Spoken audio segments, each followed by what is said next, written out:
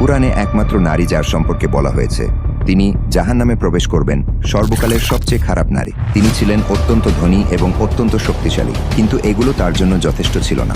এই অভিশপ্ত নারীর অবিশ্বাস্য জীবন কাহিনী, যাকে এমনকি শয়তানও ভয় করে। উম্মে জামিলের সংগ্রাম, ইসলামের বিরুদ্ধে অবিশ্বাসের যুদ্ধ। আজকের ইসলামের শত্রুদের বোঝার জন্য প্রথমে তাকে বুঝতে হবে। তিনি প্রথম সেই কৌশলগুলো ব্যবহার করেছিলেন যা আজও ইসলামের শত্রুরা ব্যবহার করে। তিনি তার স্বামীকে বিশ্বাস প্রত্যাখ্যান করতে প্ররোচিত করেছিলেন এবং তার ক্ষমতা ব্যবহার করে মুসলিমদের উপর নির্যাতন চালিয়েছিলেন। এমন এক নারীর গল্প যিনি এতটাই খারাপ ছিলেন যে শয়তানও অবাক হয়ে যেত। কে ছিলেন সেই নারী যাকে আল্লাহ তাআলা কোরআনে অভিশপ্ত হিসেবে উল্লেখ করেছেন তা কিছুক্ষণের মধ্যে জানতে চলেছেন। তাই আমাদের সাথেই থাকুন এবং শুনতে থাকুন সেই চাঞ্চল্যকর কাহিনী যা আপনার হৃদয়কে নাড়িয়ে দিবে। উম্মে জামিল জন্মেছিলেন কুরাইশ গোত্রে, মক্কার সবচেয়ে শক্তিশালী গোত্রগুলোর একটি। তার পিতা হাব্ব ইবনে উমাইয়া ছিলেন মক্কার সম্মানিত নেতাদের একজন। এমন পরিবারে জন্ম নিয়ে তিনি বড় হয়েছিলেন প্রাচুর্য আর মর্যাদার মাঝে। কিন্তু এই উচ্চ মর্যাদা তার অন্তরকে ভালো করেনি। শৈশব থেকেই তিনি ছিলেন উচ্চাবিলাসী, অহংকার এবং ক্রোধে ভরা। অল্প বয়সে তিনি বিবাহ বন্ধনে আবদ্ধ হন আবু লাহাবের সাথে, যিনি ছিলেন আব্দুল মুত্তালিবের পুত্র। আবু লাহাব ছিলেন মক্কার সবচেয়ে ধনী ও ক্ষমতাশালী পুরুষদের একজন। তার সম্পদ উম্মে জামিলকে, যিনি অহংকার আর বিলাসিতা পছন্দ করতেন, অপরিসীম আনন্দ দিয়েছিল। আবু লাহাব ছিলেন কুরাইশের বিখ্যাত ব্যবসায়ী, যার বাণিজ্য ছড়িয়েছিল দূর দূরান্তে। উম্মে জামিল এই সম্পদ ব্যবহার করে মক্কার সবচেয়ে আলোচিত নারীদের একজন হয়ে উঠলেন। কিন্তু তিনি শুধু তার স্বামীর সম্পদের ছায়ায় বসে থাকতেন না। তার সবচেয়ে বড় অস্ত্র ছিল তার তীক্ষ্ণ জিহ্বা। তিনি তার চারপাশের নারীদের উপর প্রভাব বিস্তার করতেন, গুজব ছড়াতেন, যাকে ঘৃণা করতেন তার নাম নষ্ট করার চেষ্টা করতেন। এই কাজ তাকে আরও গর্বিত করত। কিন্তু আসল সত্য ছিল, তিনি ভয় পেতেন, তার ক্ষমতা আর মানুষের সম্মান হারানোর ভয়। মক্কায় যখন মানুষ বাণিজ্যে ব্যস্ত থাকত, কেউ কেউ তাদের গোত্রের সম্মান রক্ষায় মগ্ন থাকত। কিন্তু উম্মে জামিল ছিলেন তার গোত্র আর স্বামীর মর্যাদা ধরে রাখার জন্য আচ্ছন্ন। তার কাছে সবচেয়ে গুরুত্বপূর্ণ ছিল কুরাইশের নেতৃত্ব, বিশেষ করে উমাইয়া পরিবারের প্রভাব। কিন্তু একদিন মক্কার বাতাসে এমন এক খবর ছড়িয়ে পড়ল যা তার অন্তরে বিপর্যয় নিয়ে এল। নবী মুহাম্মদ সাল্লাল্লাহু আলাইহি ওয়াসাল্লাম ঘোষণা করলেন, আমি আল্লাহর রাসূল। উম্মে জামিলের জন্য এই কথা ছিল ঝড়ের মতো। তিনি নবীর পারিবারিক বংশ ভালোভাবে জানতেন। তিনি ছিলেন হাশিম পরিবারের, যা কুরাইশের একটি শক্তিশালী শাখা। কিন্তু যদি তিনি সত্যিই নবী হন, তাহলে তার ক্ষমতা কি বিপদে পড়বে না? তার জন্য এটি সত্য মিথ্যার প্রশ্ন ছিল না, এটি ছিল নিয়ন্ত্রণের লড়াই। যদি ইসলাম মক্কায় ছড়িয়ে পড়ে, কুরাইশের শাসন ভেঙে যাবে আর তার গর্বের জগৎ ধুলায় মিশে যাবে। তাই তিনি ইসলামের বিরুদ্ধে লড়াইয়ে নেমে পড়লেন প্রথম নারীদের একজন হিসেবে। তার স্বামী আবু লাহাব ইতিমধ্যেই নবীর বিরোধিতা শুরু করেছিলেন, কিন্তু উম্মে জামিল এই ঘৃণাকে আরও তীব্র করলেন। তিনি শুধু ইসলামের বিরুদ্ধে দাঁড়ালেন না, তিনি এটি ধ্বংস করার জন্য সবকিছু করলেন। নবীর সম্মান নষ্ট করতে, মুমিনদের ভয় দেখাতে তিনি তার বিষাক্ত কথা ছড়িয়ে দিতেন মক্কার সরু গলিতে, বাড়ির উঠোনে, কাবার চারপাশে। তিনি ছিলেন শুধু একজন শত্রু নন, তিনি হয়ে উঠেছিলেন ফিতনার কারণ। কিন্তু তার আসল যুদ্ধ তখনও শুরু হয়নি। উম্মে জামিলের জন্য ইসলাম ছিল শুধু একটি বিশ্বাস নয়, এটি ছিল তার জীবনের জন্য গুরুতর বিপদ। মক্কা ছিলেন এক ব্যক্তি, নবী মুহাম্মদ সাল্লাল্লাহু আলাইহি ওয়াসাল্লাম, যিনি বহু বছরের পুরনো ব্যবস্থার বিরুদ্ধে দাঁড়িয়েছিলেন। আর উম্মে জামিল এই নতুন দিনের বিস্তার রোধ করতে যে কোনো কিছু করতে প্রস্তুত ছিলেন। প্রথমে তিনি এটিকে গুরুত্ব দেননি। নবীর নবুয়াতের দাবি শুনে তিনি ভেবেছিলেন এটি বেশি দিন টিকবে না। কিন্তু যখন মানুষের ভিড় তার পিছনে জড়ো হতে শুরু করলো, তখন তার অন্তরে ভয় আর ক্রোধ জ্বলে উঠল।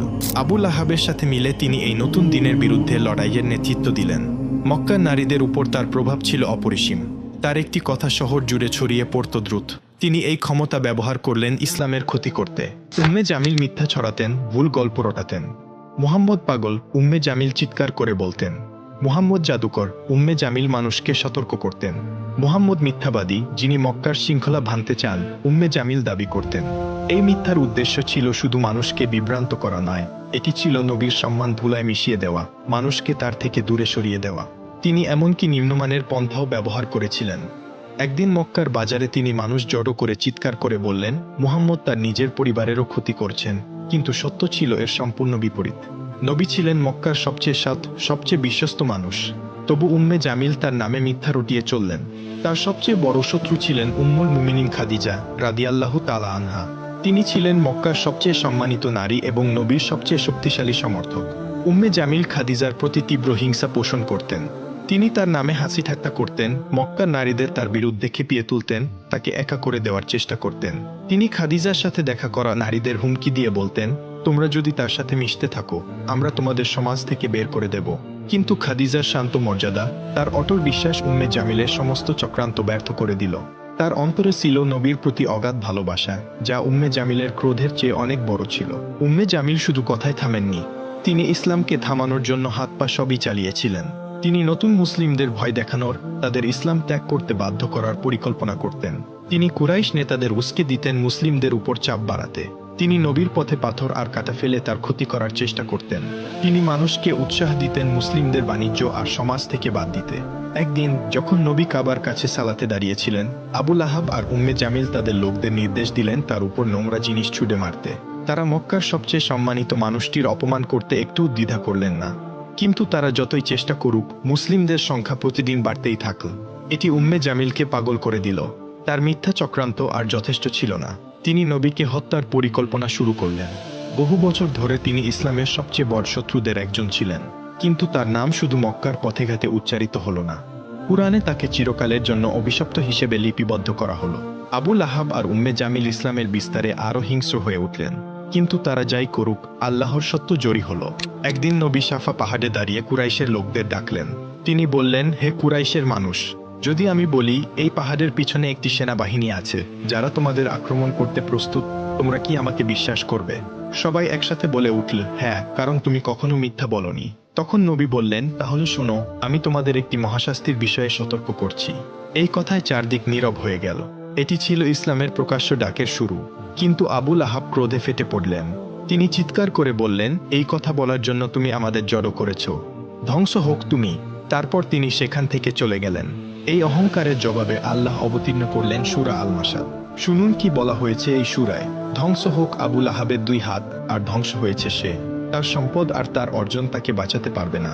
সে পূর্বে আগুনের লেলিহান শিখায়, আর তার স্ত্রী যে কাঠের বোঝা বহন করে, তার গলায় থাকবে পাকানো দড়ির রশি ঘি। এই সূরা ঘোষণা করল আবু লাহাব আর উম্মে জামিলের শেষ পরিণাম। কাঠের বোঝা বহনকারী বলতে বোঝানো হলো উম্মে জামিলকে, যিনি নবীর পথে পাথর আর কাঁটা ছড়িয়ে দিতেন। এটি তার মন্দ প্রকৃতির প্রতিচ্ছবি। যখন এই সূরা অবতীর্ণ হলো, উম্মে জামিলের ক্রোধ আরও তীব্র হলো। তার কাছে এটি ছিল মৃত্যুর ফরমান। মক্কার মানুষ তার ভাগ্য নিয়ে কথা বলতে লাগল। এমনকি কুরাইশের নেতারাও তার সাথে ঠাট্টা করল। একদিন তিনি ক্রোধে ফুঁসতে ফুঁসতে একটি বড় পাথর হাতে নিয়ে মসজিদুল হারামে গেলেন। তিনি নবীকে হত্যা করতে চাইলেন। তিনি ভেবেছিলেন নবী সেখানে বসে আছেন।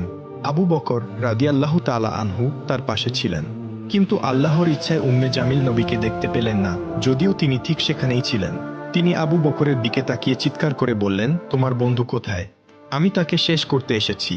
সে তার জাদু আর মিথ্যা দিয়ে আমাদের একে অপরের বিরুদ্ধে করেছে। আবু বকর শান্তভাবে তার দিকে তাকালেন। আল্লাহ নবীকে তার চোখের সামনে অদৃশ্য করে দিয়েছিলেন। উম্মে জামিল ক্রোধে পাথর ফেলে দিয়ে চলে গেলেন। তিনি জানতেন সূরা মাসাদ তার শেষ ঘোষণা করেছে, কিন্তু তার ক্রোধ আল্লাহর বিচার বদলাতে পারল না। সূরা মাসাদের অবতীর্ণ হওয়া আবু লাহাব আর উম্মে জামিলের জন্য বিপর্যয় ছিল। তারা ইসলামের উত্থান থামানোর জন্য সব চেষ্টা করেছিল। আবু লাহাব মুসলিমদের বিরুদ্ধে সামাজিক ও অর্থনৈতিক বয়কটের নেতৃত্ব দিয়েছিলেন। এই কঠোর বয়কট 3 বছর ধরে মুসলিমদের কষ্টে ডুবিয়ে রেখেছিল। কিন্তু তারা ইসলামের আলো নিভিয়ে দিতে পারলেন না। তাদের নিষ্ঠুরতা তাদের নিজেদের ধ্বংসের পথে নিয়ে গেল। আবু লাহাবের শেষ এলো নির্মমভাবে। মক্কায় একটি মারাত্মক রোগ ছড়িয়ে পড়ল। আবু লাহাব সেই রোগে আক্রান্ত হলেন। তার শরীর এতটাই ভয়াবহ হয়ে গেল যে কেউ তার কাছে যেতে সাহস করল না। এমনকি কুরাইশের লোকেরাও তাকে ত্যাগ করল। তিনি একা মারা গেলেন, ব্যথায় কাতরাতে কাতরাতে। উম্মে জামিল, যিনি বছরের পর বছর তার স্বামীকে সমর্থন করেছিলেন, তিনিও তাকে পরিত্যাগ করলেন। তার মৃতদেহ পড়ে রইল মাটিতে। কেউ তাকে দাফন করতে এগিয়ে এলো না। শেষে কিছু লোককে অর্থ দিয়ে তার দেহ একটি গর্তে ফেলে পাথর দিয়ে ঢেকে দেওয়া হলো।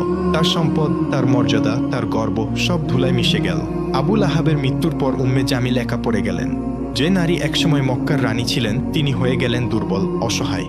মক্কার মানুষ ফিসফিস করে বলতে লাগল, সূরা মাসাদের অভিশাপ তার উপর পড়েছে, কি তবু তিনি থামলেন না। তিনি মুসলিমদের বিরুদ্ধে ঘৃণা ছড়াতে থাকলেন। কিন্তু সময়ের সাথে তিনিও দুর্বল হয়ে পড়লেন। তার শেষও এলো নির্মমভাবে। কেউ কেউ বলে তিনি একটি বড় পাথরের নিচে চাপা পড়ে মারা গেলেন। কেউ বলে একটি দড়ি তার গলায় পেঁচিয়ে তাকে শ্বাসরোধ করল। সূরা মাসাদের কথা, তার গলায় থাকবে পাকানো দড়ির রশি, তার মৃত্যুতে সত্য হয়ে উঠল। উম্মে জামিল আর আবু লাহাব ছিলেন ইসলামের সবচেয়ে বড় শত্রু। তারা মনে করেছিল তাদের সম্পদ আর ক্ষমতা তাদের বাঁচাবে, কিন্তু আল্লাহর বিচার থেকে তারা পালাতে পারলেন না। এই দুনিয়ায় তাদের জীবন শেষ হলো অপমানে, কষ্টে আর চিরন্তন শাস্তির প্রতিশ্রুতিতে। এই গল্প শুধু তাদের নয়, এটি একটি সতর্কবাণী প্রতিটি অবিশ্বাসী আর জালেমদের জন্য যারা সত্যের বিরুদ্ধে দাঁড়ায়। হে আল্লাহ, আমাদের অন্তরকে আবু লাহাব আর উম্মে জামিলের মতো সিল করে দেওয়া অন্তর থেকে রক্ষা করো। আমাদের পথ দেখাও নবীর পথে, যেন আমরা ঈমান, ন্যায় আর ভালো চরিত্রে জীবন কাটাতে পারি। আমাদের অন্তরকে পবিত্র করো অহংকার, হিংসা আর ঘৃণা থেকে। আমাদের সঠিক পথে অটল রাখো। আমিন।